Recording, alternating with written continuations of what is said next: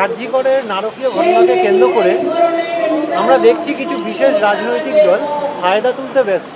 তারা বিচারের মোড় ঘুরিয়ে দেওয়ার জন্য বিভিন্ন রকম সময় বিভিন্ন রকম দাবি করছে। তো শুধু তো বাংলা নয়, বাংলা ভারতবর্ষেরও বাইরে নয়, তো সারা ভারতবর্ষ জুড়ে দেখছি আমরা বিগত 10-15 দিনে আরও অনেক নারকীয় ঘটনা ঘটে গেছে, ইনক্লুডিং বেঙ্গল। তো সেই ক্ষেত্রে আমরা প্রতিবাদের সেই শটটা দেখতে পাচ্ছি না। এটা কি আপনার মনে হয় বাংলাকে কালিমালিপ্ত করার জন্য কোথাও গিয়ে ইন্টেনশনালি করা হচ্ছে? এর পেছনে আমার মতে 3টে কারণ আছে। প্রথম কারণ হচ্ছে গণতান্ত্রিকভাবে এখানে যারা বিরোধী পক্ষ এবং তার সঙ্গে যারা সঙ্গে জুড়ে রয়েছেন, তারা যেহেতু গণতান্ত্রিকভাবে মমতা বন্দ্যোপাধ্যায়ের সরকারকে কিছুতেই হারাতে পারছেন না, তাই একটা যে কোনো কারণে হোক ছুতো তারা কিন্তু অনেক দিন ধরে খুঁজছে এবং চাইছে এইগুলো করে জনমানুষের মধ্যে মমতা বন্দ্যোপাধ্যায় এবং তার দলকে কালিমালিপ্ত করা। এটা মানে কোনো নতুন ঘটনা নয়। এরকমভাবে যারাই বিরোধী পক্ষ তারা সবসময়ই এই ধরনের কাজ করে গেছে।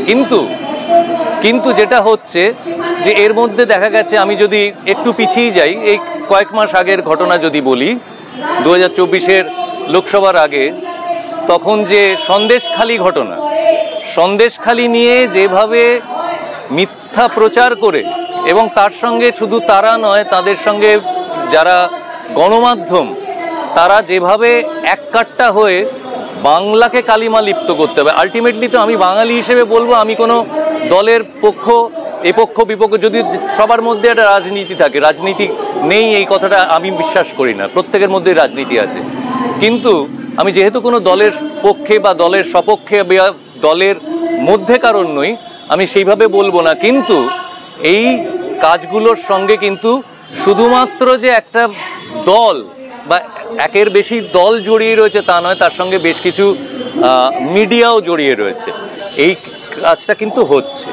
2 নম্বর হচ্ছে 9 তারিখের এই নারকীয় ঘটনা, যেটা আপামর জনতা, বিশেষ করে পুরুষ হিসেবে আমার লজ্জার কথা, আমি লজ্জিত যে পুরুষ সমাজ কেন এখনো নিজেকে সেই জায়গা থেকে বেরোতে পারলাম না যে প্রত্যেক পুরুষ একজন ধর্ষক। এই কথাটা আমরা কেন বারে বারেই প্রমাণ করে দিচ্ছি, সেটা আমার লজ্জা। সেইখানে তার কিছুদিন আগে ঘটে যাওয়া বাংলাদেশের একটা ঘটনা, অর্থাৎ 5 তারিখ একটা লম্বা আন্দোলন, ছাত্র আন্দোলন হয়ে, যদিও তার পেছনে আমরা যখন হাসিনাকে বরখাস্ত করা হলো, হাসিনা নিজে চলে গেলেন, দেশ ছেড়ে যেতে বাধ্য হলেন, তখন আমরা কিন্তু আসল রূপটা দেখতে পারলাম যে কারা এর পেছনে ছিল, এবং সেইভাবেই চলছে এখন। ছাত্ররা অনেক পেছনে। 3 নম্বর হচ্ছে এখানে আন্দোলনটা কারা শুরু করেছিলেন ছাত্ররা। কোথাকার ছাত্র? যারা ওই আরজি করের জুনিয়র ডাক্তার। তাদের আন্দোলন 100% ঠিক, 200% ঠিক, সবাই তার সঙ্গে আছে।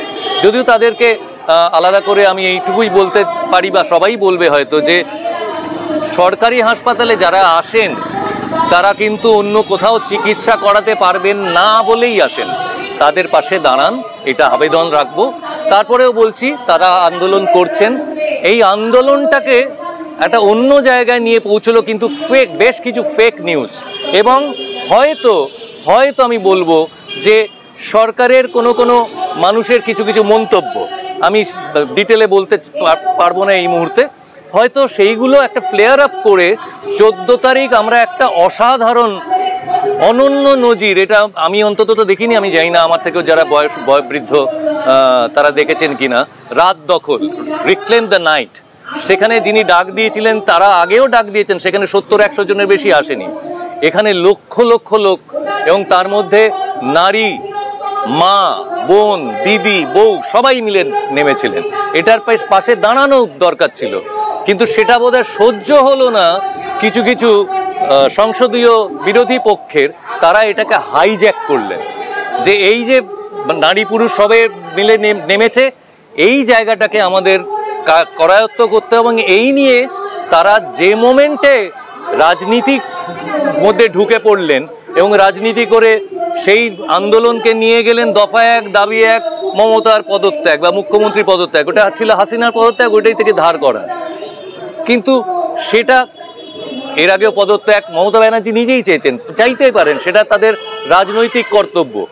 কিন্তু রাজনীতি যে মুহূর্তে এই জনমানুষের যে আন্দোলনের মধ্যে ঢুকে পড়লো, তা নারীরা কি চেয়েছে? তাদের অধিকার, তাদের এত বছরের জমানো যে রাগ ক্ষোভ, সেটা নিয়ে তারা 14 তারিখ রাত্রিরে নেমেছিলেন, রিক্লেম দ্য নাইট, সেইটাকে কিন্তু ছাড়খাড় করে দিল। এবং যার ফলে হয়েছে কি, আজকে মানুষ কিন্তু ওই যে জায়গাটা, সেই জায়গাটাতে কিন্তু আজকে নেই। আপনি প্রত্যেককে আলাদা করে জিজ্ঞেস করুন, কিন্তু সেটা জিয়ে রাখার জন্য আরো প্রত্যেক দিন 1টা 2টো 3টে 4টে করে ফেক নিউজ কিন্তু রোজ ছাড়ানো হচ্ছে, এবং তাতে করেই তারা আরো বেশি চার্জ হচ্ছে। আমরা কি চাই?